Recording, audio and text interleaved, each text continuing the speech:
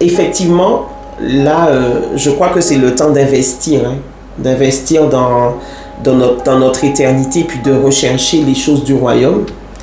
Et puis, parfois, il y a à payer le prix de sa vie, parce qu'on parlait tout à l'heure qu'il fallait payer le prix. Des fois, c'est le prix de sa vie. Hein. Quand on regarde la vie d'Étienne, Étienne a payé le prix. Ouais. Quand on regarde la vie de l'apôtre Paul, il a payé le prix.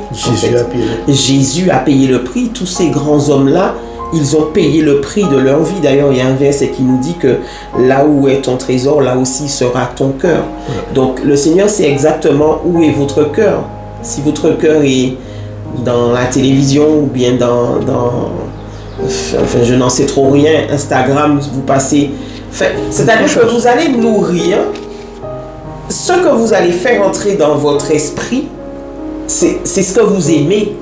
Voilà. Et si votre priorité, ce n'est pas le Seigneur, ça se verra dans ce que vous allez faire, tout simplement. Tout à fait. Donc, il faut investir. Il faut investir. Le royaume de Dieu. Voilà. C'est-à-dire que tout le monde investit dans la pierre, investit dans certaines choses, mais nous devons investir dans le royaume de Dieu. C'est-à-dire commencer à mettre des investissements pour le royaume. C'est ça. Pour pouvoir, lorsque nous allons arriver dans ce royaume, voir notre édifice déjà prêt pour pouvoir le prendre, en prendre possession à ce moment-là. Il y a un verset qui me vient en tête, c'est offrez vos corps en sacrifice, ce qui sera un sacrifice vivant, un culte, ce qui sera pour Dieu un culte raisonnable. Voilà, culte raisonnable. C'est ça. Et donc, je crois que nous avons des actions volontaires que nous pouvons mettre en place, par de la discipline de manière volontaire à mettre en place pour justement investir pour notre éternité. Exactement.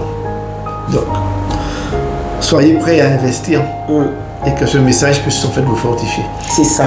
Et nous prions d'ailleurs que vous puissiez rechercher l'onction pour pouvoir agir pour la gloire de Dieu. Et puis, de toute façon, si vous êtes ouverts au message que vous venez d'entendre, l'onction est déjà en train d'agir sur vous. Amen. Et vous allez pouvoir accomplir des signes et des prodiges. Pas pour votre gloire, comme Jésus pouvait dire, donne-moi ta gloire afin que je te glorifie.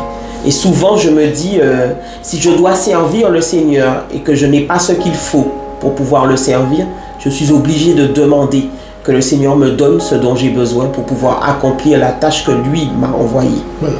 M'a demandé de faire. Celui qui demande reçoit.